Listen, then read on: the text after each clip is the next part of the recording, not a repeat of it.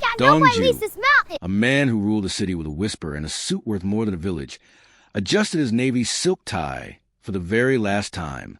Pinned behind his smoking SUV on a godforsaken mountain road, he watched the red laser dots of professional assassins dance across his chest. He was a legendary dragon of the underworld, but today he was just a target. He closed his eyes, waiting for the sound of the gunshot that would end his empire. Instead of a bullet, the air was filled with a strange thwack.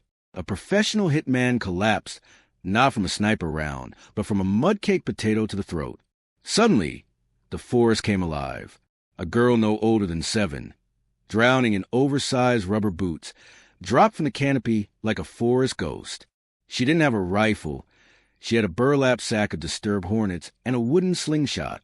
Within seconds, the elite kill squad was fleeing in a screaming, stung panic, defeated by a child's rural traps. The lethal tension vanished, replaced by something far more chilling. The girl, Bo Young, stomped toward the stunned billionaire, her face twisted in a scowl. She didn't ask if he was okay. She pointed a muddy finger at her crushed garden. "Hey, mister, your big metal box ruined my seedlings. You're paying me back in meat, or nobody leaves this mountain." Dong Ju froze. He expected a frightened orphan, but he found himself staring into a pair of eyes that held the exact, unyielding dragon stare he saw in his own mirror every morning.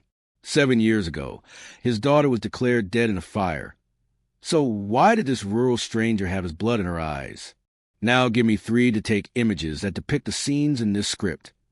The silence on the mountain road was heavy, broken only by the sound of the wind through the trees. Dong Ju stood by his ruined SUV, his expensive leather shoes sinking deep into the cold mud. He looked at the 3 hitmen who had tried to kill him. They were now scrambling away into the bushes, terrified by a swarm of bees and a little girl's slingshot. He turned his gaze to the child. Bo Young was huffing, her small chest heaving under a shirt that was 3 sizes too big. She looked at her feet and let out a frustrated wail. Look at what you did," she cried, pointing at a patch of dirt that had been flattened by his heavy car. "My seedlings, my sweet sprouts, they're all crushed into the muck." Dong Ju, a man who usually dealt with millions of dollars and dangerous criminals, felt strangely small. He reached into his pocket and pulled out a thick leather wallet. He plucked out several high-value bills, the crisp paper looking ridiculous in the middle of the wilderness. "Here," he said, his voice deep and smooth, "this should cover the cost of your plants. 10 times over." Bo Young didn't even look at the money. She crossed her arms and glared at him with those fierce, familiar eyes. "Money doesn't grow sprouts, mister. Hard work does. You took my time, and you took my harvest. You can't just throw paper at a farmer and expect her to smile." Dong Ju's eyebrows shot up. No one spoke to him this way. He found himself strangely fascinated by her courage. "Then what do you want?" he asked. Bo Young tapped her chin, thinking hard. Her stomach let out a loud, rumbling growl that echoed in the quiet forest. She blushed but kept her head high. "I'm hungry, and I've got no crops to sell now. You owe me a debt." A slow smile crept across Dong Ju's face, the first real smile he had felt in 7 years. "I have a proposal," he said. "I need a bodyguard. Someone who can take down professional killers with potato and a bag of bees. You come with me to the city. I'll give you a place to sleep and all the meat and rice you can eat. In return, you'll be my lucky charm. You'll keep the bad luck away." Bo Young's eyes widened at the mention of meat. "All the meat I want? Even beef?" "Especially beef," Dong Ju promised. "Fine," she said, wiping her muddy hand on her smock before holding out to him. "It's a deal, boss. But if you try to skip out on the bill, I've got more bees." Dong Ju took her small, dirty hand in his and shook it firmly. He led her to the backup car that had just arrived. His men, who had finally caught up, stared in total shock as their cold, legendary boss opened the door for a mud-covered girl in yellow rain boots. The drive to the city was long, but Bo Young didn't stop talking. She asked about the shiny buttons in the car and wondered if the city had sky-high trees. Dong Ju mostly listened, his heart feeling a strange warmth he thought had died in the fire long ago. When they finally pulled up to the giant iron gates of his mansion, Bo Young gasped. The house was made of white stone and glass, glowing under the bright city lights. It looked like a castle from a storybook. "Is this where you live?" she whispered, her face pressed against the glass. "This is your new base of operations," Dongju said, as they stepped into the grand hallway. The floors were so polished they looked like water. Dongju's wife, Bora, was waiting at the bottom of the stairs. She was dressed in a beautiful navy blue suit, her hair perfectly styled. Her eyes went wide as she saw her husband, the most powerful man in the city, walking in with a child who looked like she had just crawled out of a swamp. "Dongju," Bora asked, her voice trembling with confusion. "Who is this guest?" "This is Bo Young," Dongju said, placing a protective hand on the girl's shoulder. "She saved my life today. From now on, she stays with us. She's my new bodyguard." Bo Young looked up at the giant chandelier and then at the elegant woman. She didn't look scared. She just stomach rubbed and looked at Dongju. "Hey, boss, is the beef ready yet?" Dongju chuckled, a sound that made his staff freeze in surprise. The dragon had brought home a tiny warrior, and the cold mansion was about to get very, very loud. The golden gates of the estate swung open, but Bo Young didn't see the luxury. She saw a wasted space. As the car pulled up to front of the mansion, she hopped out before the driver could even open her door. Her yellow boots splashed onto the pristine gravel driveway, leaving a trail of mountain mud behind her. Bora stood at the top of the marble stairs, her face a mask of elegant shock. She looked at Bo Young's messy hair and dirty smock, then at Dongju. "Dongju, I thought you were bringing home a bodyguard, not a project for the local orphanage," she said, her voice like ice. Bo Young didn't listen. She was busy staring at the massive, perfectly manicured French rose garden that surrounded the house. To Bora, those roses were worth thousands of dollars. To Bo Young, they were useless. "Mister," Bo Young said, tugging on Dongju's sleeve, "these red flowers are pretty, but you can't eat them. Your dirt is very rich. It's a shame to waste it on things that don't fill your belly." Before anyone could stop her, Bo Young ran to the center of the garden. She reached into the pockets of her oversized smock and pulled out a handful of crumpled seeds she had saved from her mountain home. She knelt down in the middle of the expensive roses and began digging with her bare hands. "Stop. What are you doing?" Bora shrieked, rushing down the stairs. "Those are rare roses from Paris. You're getting dirt everywhere." Bo Young didn't look up. She was focused on her work. "Roses are for looking, but cabbage is for living," she said simply. "I'm planting the king's cabbage. In a few weeks, you'll have the best soup in the city. You should thank me." Bora looked like she was about to faint. She turned to Dongju, her eyes wide with fury. "Are you really going to let this little wild animal tear up our home? The neighbors will think we've lost our minds." Dongju watched the girl. She was covered in dirt, her tongue poking out in concentration, looking exactly like a little dragon protecting its hoard. He felt a strange sense of pride. For years, this mansion had been a cold, silent museum. Now there was life. The roses were getting boring. "Bora," Dongju said, his voice calm, "let her plant. If she can save my life with potato, maybe she can save this house with some cabbage." Bo Young patted the dirt down firmly and stood up, wiping her muddy hands on her chest. She looked at Bora and gave a confident nod. "Don't worry, ma'am. I'll make sure the bugs stay off them. Now about that beef you promised, boss." Bora stood frozen, watching the muddy child march into her spotless house. The mansion was no longer a quiet palace. It was a battlefield, and the little girl in the yellow boots was winning.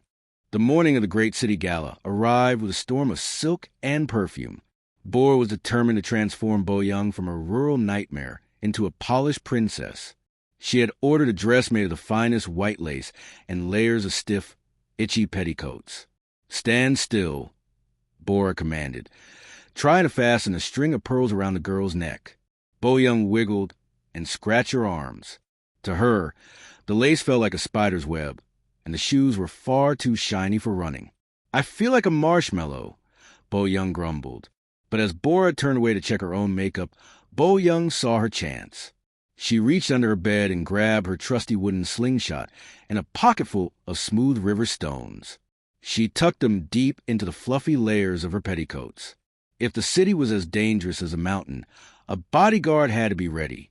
The gala was held in a room filled with crystal chandeliers and men in stiff suits. Dong Ju stood in the center, looking like a king in his charcoal jacket. He kept Bo Young close to his side, introducing her as his lucky charm. Bo Young was mostly interested in the dessert table, but her sharp dragon stare was constantly scanning the room for trouble. Near the ceiling, hidden behind a decorative gold leaf, a tiny red light flickered. It was a high-tech spy camera, placed there by Dong Ju's enemies to record his private conversations. None of the elite security guards noticed it. Even Dong Ju's high-tech scanners had missed it. Bo Young, however, noticed everything. To her, that tiny red light looked exactly like the eye of a forest weasel trying to steal eggs. "Boss," she whispered, pulling on Dong Ju's sleeve. "There's a metal bug watching us." Dong Ju looked up, but before he could see it, Bo Young reached into her silk skirts. In one smooth motion, she pulled out the slingshot, loaded a stone, and let it fly. Crack! The stone hit the hidden camera with perfect accuracy, sending sparks flying and shattering the lens. The expensive device tumbled to the floor in pieces. The room went silent. Wealthy guests gasped, and Bora looked like she wanted to disappear into the floorboards. Dong Ju walked over to the broken pieces of plastic and wire. He realized instantly what it was. His eyes darkened with cold anger, then softened as he looked back at the girl in the lace dress. "Good shot, lucky charm," he said, loud enough for everyone to hear. Bora stepped forward, her face a mix of embarrassment and realization. She looked at the broken spy tool, then at the girl she had tried to hide. "You save him again," Bora whispered. Bo Young just shrugged and reached for a strawberry tart. "Silk is itchy, but it makes a good hiding spot for a weapon." Dong Ju laughed, a deep sound that echoed through the hall. He didn't care about the broken glass or the shocked guests. He realized that beneath the lace and the mud, he had found something far more valuable than an empire. The next morning, Dong Ju had a very important meeting at the Coleman Group headquarters. He didn't want to leave his lucky charm behind, so he brought Bo Young along. She was dressed in a neat little vest, but she still wore her yellow rubber boots because she said the city floors were too slippery for serious work. The boardroom was filled with men in dark suits who looked very serious. They were discussing a billion-dollar deal, and the air was thick with the smell of expensive coffee and old paper. Bo Young sat in a large leather chair next to Dong Ju, her legs dangling and swinging back and forth. To the other businessmen, she looked like a distraction, but Dong Ju watched her closely. As the meeting went on, a man named Director Park stood up to speak. He smiled widely and showed beautiful charts on a big screen, promising that his plan would make everyone rich. The other directors nodded their heads, but Bo Young suddenly stopped swinging her legs. Her nose wrinkled, and she let out a loud, dramatic sniff. "Ugh. Boss, can we open a window?" she asked, covering her face with her hand. Dong Ju leaned down. "What's wrong, Bo Young?" "That man," she whispered, pointing a finger directly at Director Park. "He smells terrible. It's not like sweat or dirt. It's the smell of a rotten compost bin. Back home, when the pile starts to rot from the inside and gets all sour and nasty, that's exactly what he smells like." Director Park's face turned from white to a sickly green. "How dare you? I am wearing the finest cologne." "It's not the clothes, mister," Bo Young said, standing up on her chair. "My master taught me that when a person's heart is full of lies, their skin starts to smell like a swamp. You're hiding something under all that fancy talk." The room went silent. Dong Ju signaled the security team. "Check his briefcase and his phone. Now." Director Park tried to run for the door, but the guards were faster. Within minutes, they found hidden files showing that he had been stealing money and selling company secrets to the snakehead rival. He had been planning to ruin Dong Ju that very afternoon. As the traitor was dragged away, the other directors looked at the little girl in the yellow boots with newfound respect. Dong Ju patted Bo Young's head. He realized that while his high-tech sensors looked for wires and bombs, Bo Young's simple rural instincts could smell a lie from a mile away. Good job, Boyoung, Dongju said. I think you earn an extra bowl of beef noodles today. With extra eggs? She asked, her eyes sparkling. With all the eggs you want, Dongju promised. The following week, Bora had to host a tea party for the most powerful women in the city. She was nervous because the wife of Dongju's biggest rival, Mrs. Kong, was coming.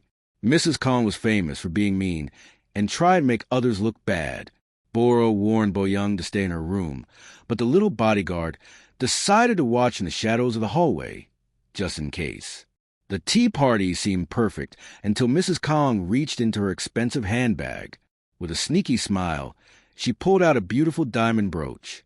"Oh, Bora," she chirped, "I brought this to show you, but it seems a stone is missing. I noticed your maid was standing quite close to my bag earlier. Perhaps we should check her pockets." The room went quiet. It was a trap.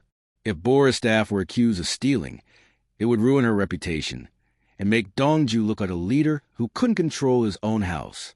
Bora's face went pale. She knew her maid was innocent, but she didn't know how to prove it without causing a scene. Suddenly, a small shadow darted into the room. It was Boyoung, still wearing her yellow boots. Before Mrs. Kong could say another word, Boyoung walked straight up to her and pointed at the woman's silk sleeve. "You're a very messy eater, ma'am," Boyoung said loudly. "Excuse me." Mrs. Kong puffed out her chest. "How dare you speak to me?" "I'm just saying," Boyoung shrugged, "that missing stone isn't in anyone's pocket. It's stuck in the lace of your own sleeve. You probably broke it yourself when you were reaching for that lemon tart." Everyone leaned in to look. Sure enough, tucked deep into the ruffles of Mrs. Kang's own dress was a sparkling diamond. She had tried to frame Bora, but she had been too clumsy. Mrs. Kong turned bright red, grabbed her bag, and hurried out of the mansion while the other ladies whispered and laughed. When the guests finally left, Bora sat down on a velvet sofa, let out a long breath, and looked at Boyoung. The girl was already busy finishing a leftover sandwich. "Why did you do that?" Bora asked softly. "I haven't been very kind to you." Boyoung looked up, her face serious. "The boss said I'm the lucky charm for this house.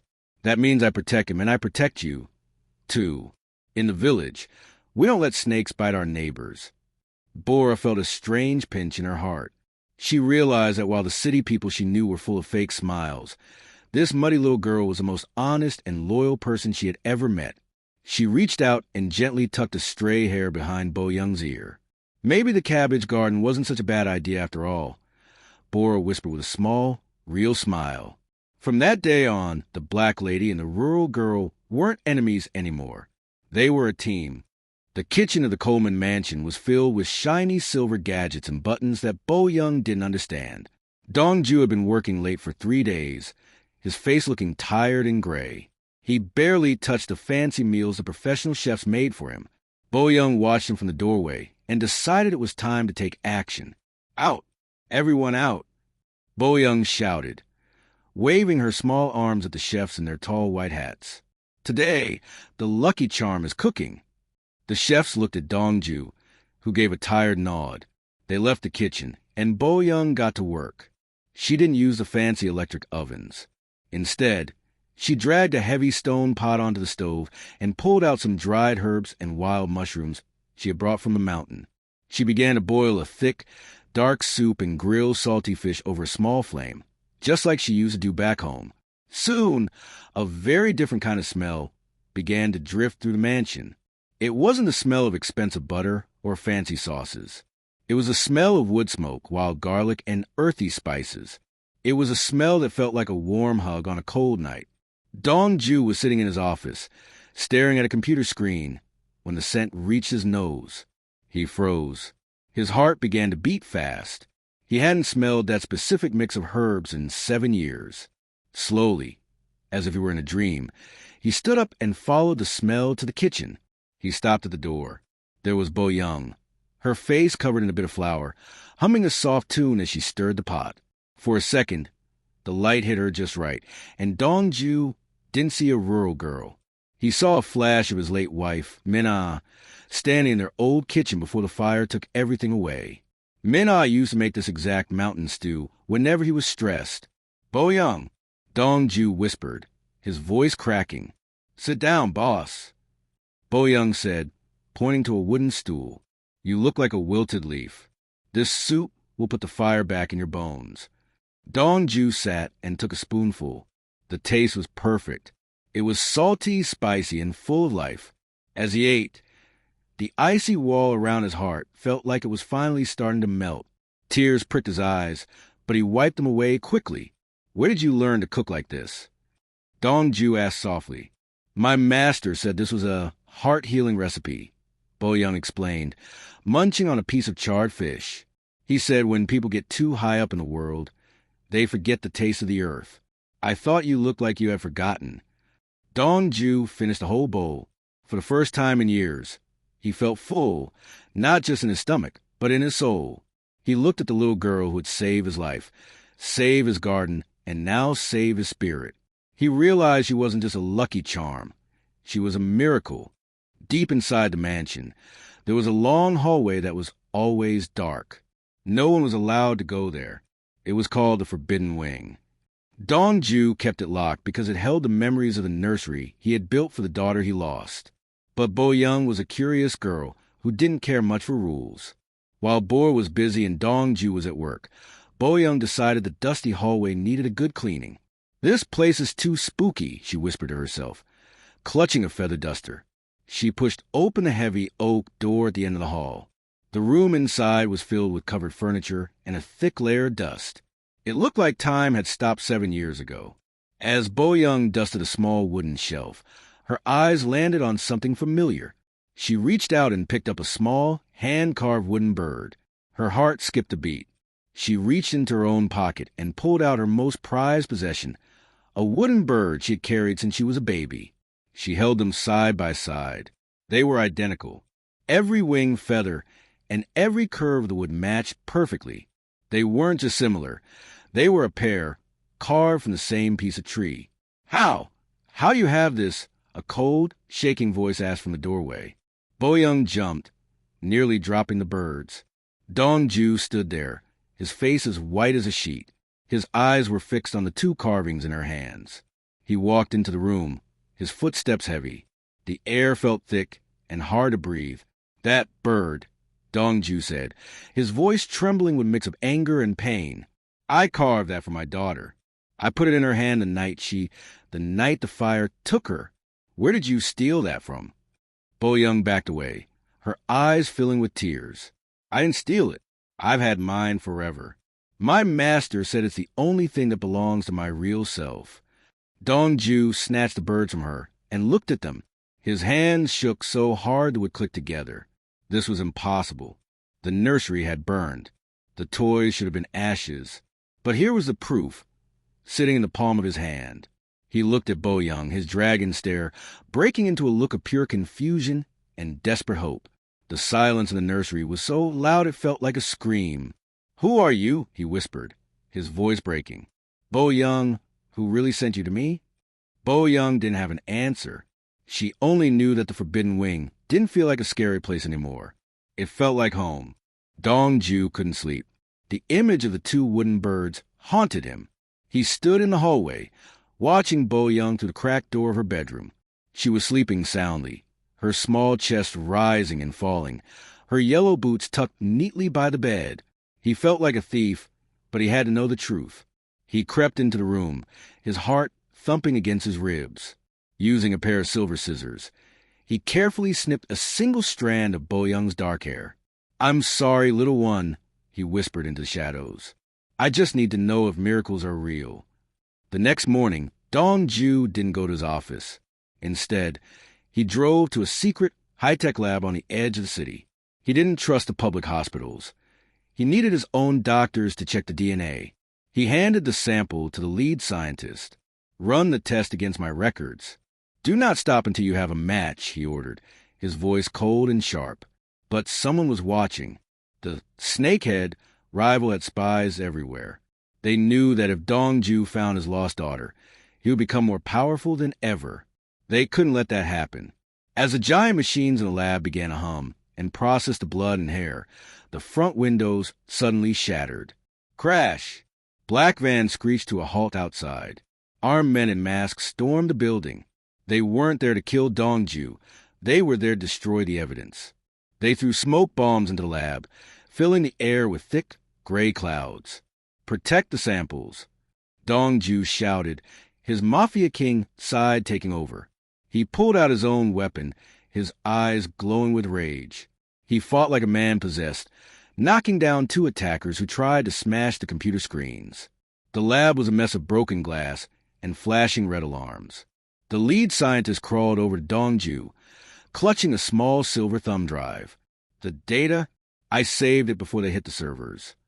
Dongju grabbed the drive and fought his way out of the burning building. He sat in his car, breathing hard, his knuckles bleeding. He looked at the small drive in his hand. The truth was on this little piece of metal, but the world was already trying to burn it down. He realized then that Bo Young wasn't just a lucky charm. She was the most dangerous secret in the city. If he was right, he hadn't just brought home a girl. He had brought home a war. He stepped on the gas, rushing back to the mansion. He had to protect her, no matter the cost. After the fire at the lab, Dongju decided that the safest place for Bo Young was around other children.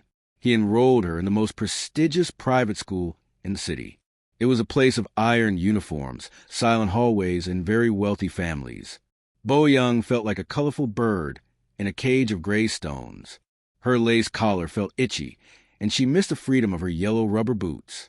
The other children looked at her strangely. They whispered about her country manners and how she didn't know how to use a tablet properly.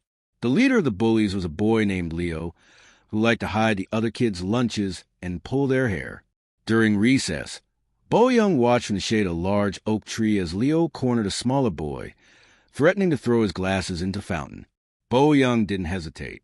She didn't need a slingshot this time.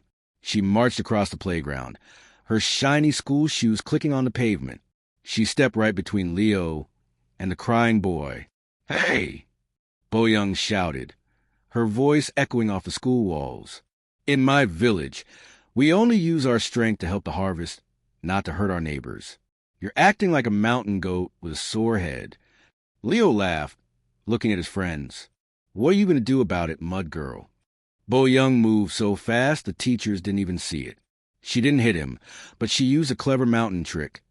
She stepped on his shoelaces and gave him a gentle nudge. Leo tumbled backward into the grass, looking very silly. "I'm the boss's bodyguard," Bo Young said, her dragon stare making the bullies freeze. "From now on, this playground is under my protection. If you want to be a big man, try being kind. Otherwise, I'll show you how we handle pests back home." By the end of the week, everything had changed. Bo Young wasn't a mud girl anymore. She was a queen of the playground. She organized games where everyone was included, and she shared her snacks with the kids who had none. When Dongju came to pick her up that afternoon, he saw a line of children following her, all of them laughing and feeling safe. He leaned against his car, watching her lead the group with natural authority. He saw himself in her, not the scary Mafia leader, but the man who took care of his own. "How was school, Lucky Charm?" Dongju asked as she hopped into the car. "It's okay, boss," she said, adjusting her messy ponytail. "But the kids here are very soft. I had to teach them how to stand tall." Dongju smiled. He realized that no matter where she went, Bo Young would always be a leader. She was a Coleman through and through. The mansion was quiet when Bo returned from her charity meeting. She went into Dongju's private study to leave some mail, but she noticed his desk was a mess of papers. Usually, Dongju was very neat. In the center of the desk lay a silver thumb drive and a single, crumpled envelope from the DNA lab. Bora's heart skipped a beat. She knew Dongju had been acting strangely since finding the wooden bird. With trembling hands, she opened the envelope and read the results. The words 99.9% biological match jumped off the page. Bora gasped, leaning against the desk for support. Bo Young wasn't just a girl from the mountains. She was the daughter Dongju had mourned for 7 long years. She was the princess of the Coleman family. As Bora stared at the paper, her phone buzzed with an anonymous message. It was a video clip of the lab attack from the day before. A cold voice recorded over the video said, We know what you found, Bora.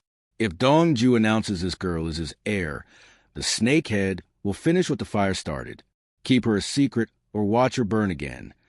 Bora felt a wave of icy fear. She looked out the window and saw Bo Young in the garden, happily talking to the cabbages she had planted. The girl looked so peaceful, so safe. Bora realized that telling Dongju right now would put a giant target on Bo Young's back. The enemies of Mafia King were circling, waiting for a moment of weakness. Bora had a difficult choice to make. She could tell her husband the truth and see the joy on his face, or she could keep the secret to keep the girl safe until the enemies were gone. She remembered how Bo Young had stood up for her at the tea party. She remembered the dragon stare that was so full of honesty. "I won't let them hurt you," Bora whispered, her eyes filling with tears. She took the DNA report and hid it inside her own jewelry box, locking it tight. She decided she would protect this secret with her life. She would be the shield that Bo Young didn't even know she had. When Dongju walked in later that evening, Bora gave him a calm, steady smile. "Did you find what you were looking for at the lab?" she asked softly. Dongju sighed, looking at his messy desk. The files were corrupted in the attack. "I'm still waiting for the backup."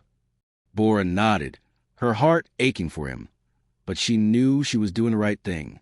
For now, Bo Young would just be their lucky charm. Bora would wait for the perfect moment to reveal the truth, when the snakehead was no longer a threat. While Bora was busy hiding the truth to protect the family, a dark shadow was moving through the city. In a cold, glass office high above the streets, a man known as the Snakehead sat in the dark. He was the one who had started the fire 7 years ago. He thought he had destroyed everything Dongju loved, but the news and the lab attack had changed everything. "The bird!" The stare, the DNA. The Snakehead hissed, looking at a grainy photo of Bo Young in her yellow boots. "The little dragon is still breathing." He knew he couldn't just walk into the mansion and take her. Dongju was too strong, and the house was like a fortress. Instead, he decided to use a different kind of weapon, the truth. He wanted to turn the whole city against Dongju so that no one would help him when the final attack came. The next morning, every television and newspaper in the city exploded with a shocking story. The headline screamed, "The Dark Secret of the Coleman CO." The Snakehead had leaked old photos and secret files from Dongju's past as a Mafia king. He told the world about the wars, the street fights, and the dangerous life Dongju had led before he became a businessman. He made Dongju look like a monster who didn't deserve to live in a nice mansion or run a big company. At the school gates, parents began to whisper and pull their children away when Bo Young walked by. The queen of the playground suddenly found herself standing all alone. The other kids were told by their parents not to play with the daughter of a criminal. Inside the mansion, Dongju watched the news with a face made of stone. He didn't care about his reputation, but he saw the sadness in Bo Young's eyes when she came home and told him that her new friends wouldn't talk to her. "Boss," she said softly, sitting on the floor by his feet, "the news says you are a bad man. They say you are a dragon that hurts people. Is that true?" Dongju knelt down so he was at her eye level. He didn't lie to her. "I have done things I am not proud of, Bo Young. I lived in the dark for a long time, but I am trying to stay in the light now because of you." Bo Young looked at him for a long time. Then she reached out and patted his hand. "The sun gets covered by clouds sometimes, but it's still the sun. I'm not leaving, boss. I'm your bodyguard, remember?" But the Snakehead wasn't finished by leaking the past. He had cleared the way for his men to move in. Now that the police and the public were looking at Dongju with anger, the villains were ready to strike. The real war was about to begin. The city was quiet, but the air inside the mansion felt heavy. Dongju had been called away to an emergency meeting to handle the new scandal, leaving the estate under heavy guard. But the Snakehead was smart. He knew the back paths through the woods, the paths only a mountain girl would notice. Suddenly, the power cut out. The grand chandeliers flickered and died, leaving the halls in total darkness. "It's starting," Bora whispered, her heart racing. She grabbed her tablet, using the emergency backup power to activate the mansion's high-tech security walls. Thick metal shutters slammed down over the windows with a loud thud, but the hitmen were already inside the kitchen garden. Bora looked at the monitors and saw 10 masked men moving through the darkness. She turned to Bo-young, expecting to see a frightened child. Instead, Bo-young was tying her hair back and tightening the laces on her boots. "Don't worry, ma'am," Bo-young said, her eyes glowing in the dim light. "They think this is a house, but it's actually a trap. We just have to help them fall into it." Bora used her tablet to trigger the fog system, filling the hallways with thick, white mist that confused the attackers. While the hitmen stumbled around, blinded by the high-tech smoke, Bo-young went to work with her rural tricks. She emptied a large bag of glass marbles across the top of the marble staircase. Clatter, clatter, clatter. The first 2 hitmen rounded the corner and immediately lost their footing. They slid across the floor like fish on ice, crashing into the walls. Now the spicy surprise. Bo-young chirped. She pulled a string she had hidden behind a flower vase. A ceiling vent opened, and instead of fresh air, a cloud of dried, ground chili peppers, the extra hot kind from her village, fell onto the men. They began to sneeze and cough, so hard they dropped their weapons. The leader of the group reached the top floor, but Bora was ready. She pressed a button on her tablet, and the floorboard beneath him turned into a high-powered magnet, pinning his metal boots to the ground. As he struggled to move, Bo-young stepped out from behind a curtain. She wasn't holding a gun. She was holding a large, buzzing burlap sack. "You should have stayed in the city," Bo-young said. She tossed the sack of mountain hornets right at his feet. The sound of the attackers' screams filled the mansion as they turned and ran back into the night, defeated by a mix of Bora's computers and Bo-young's farm-style warfare. When the lights finally came back on, Bora and Bo-young sat on the stairs, covered in dust but safe. Bora looked at the little girl and started to laugh. Marbles and chili powder? That was brilliant. Bo-young grinned, leaning her head on Bora's shoulder. "My master said, if you can't outrun a wolf, make the ground too slippery for him to stand." They had won the battle, but they knew the snakehead wouldn't stop here. The final trap was being set. The victory at the mansion was short-lived. In the confusion of the cleanup, a second group of attackers, silent as shadows, struck from the dark. Before Bora could reach her tablet, a black van roared across the cabbage garden. A gloved hand pulled Bo-young through the open door. In a cloud of dust and gravel, the lucky charm was gone.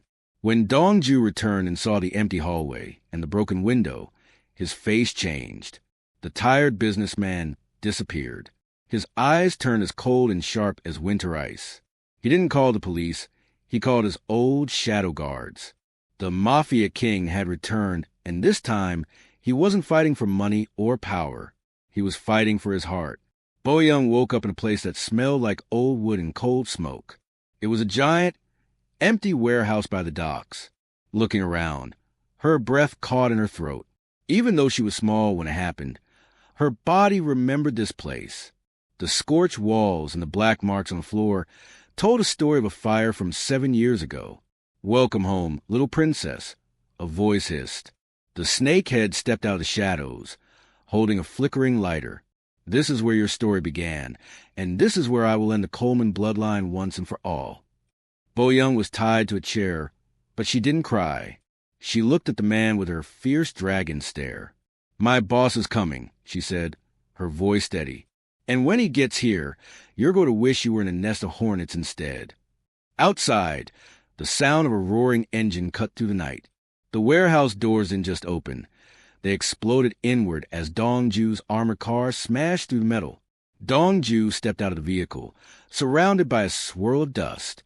He wasn't wearing his silk tie anymore. He looked like a storm cloud ready to break. "Let her go," Dong-ju said.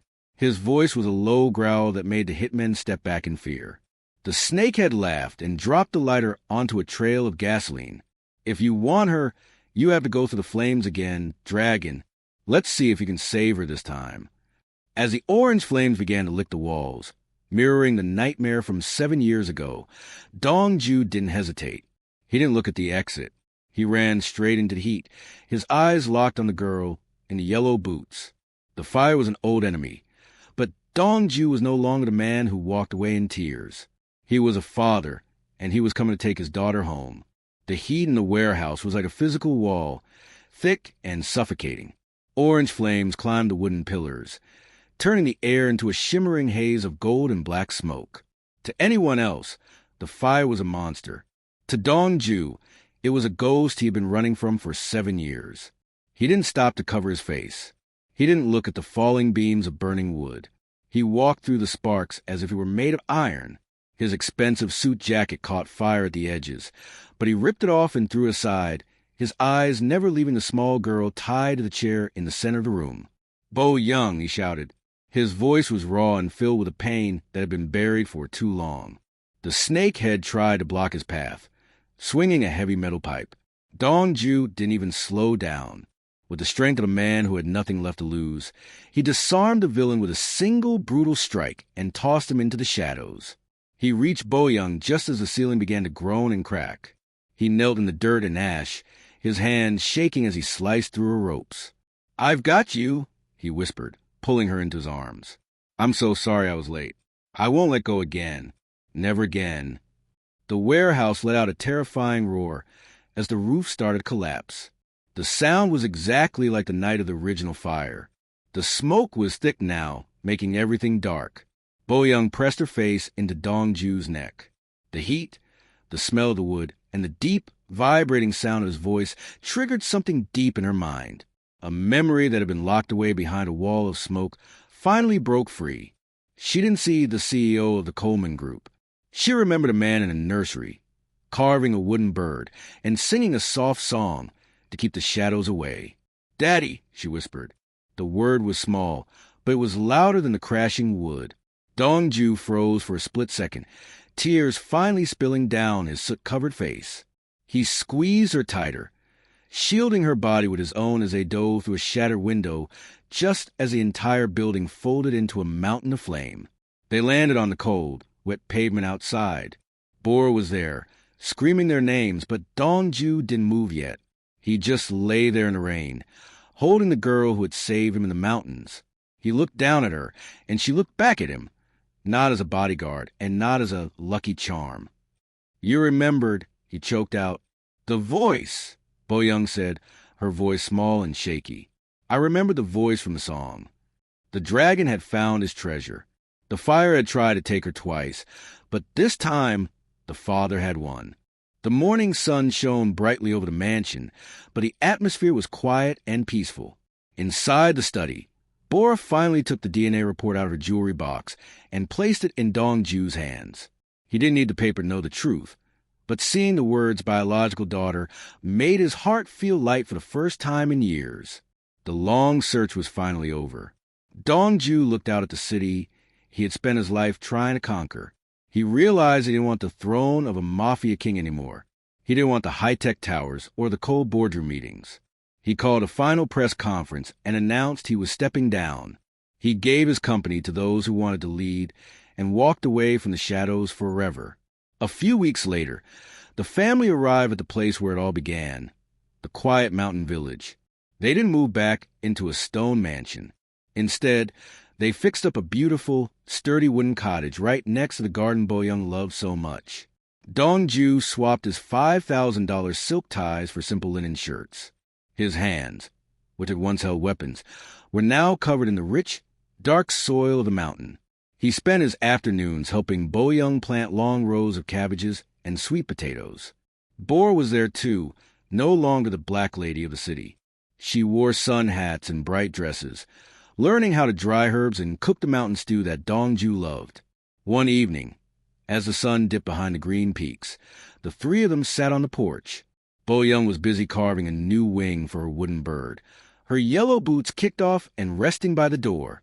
She looked up and saw a stray goat trying to nibble on her new sprouts. "Hey, get away from there," she shouted, jumping up and grabbing her old slingshot. She didn't fire it. She just gave the goat a fierce dragon stare that made the animal turn and run. Dong Ju laughed and pulled Bora close. He watched his daughter, the fierce little warrior who had saved his life twice. The city was far away and the snakehead was gone, but the dragon's garden was full of life. "Are you bored, boss?" Bo Young asked, walking over and leaning against his knee. No, Lucky Charm, Dong Ju said, kissing the top of her head. I think I finally have exactly what I need. The Mafia king was gone, replaced by a father. The fire was just a memory, and the dragon's garden was finally at peace. Their story had begun in the mud, but it ended in the light of a home that would never be broken again.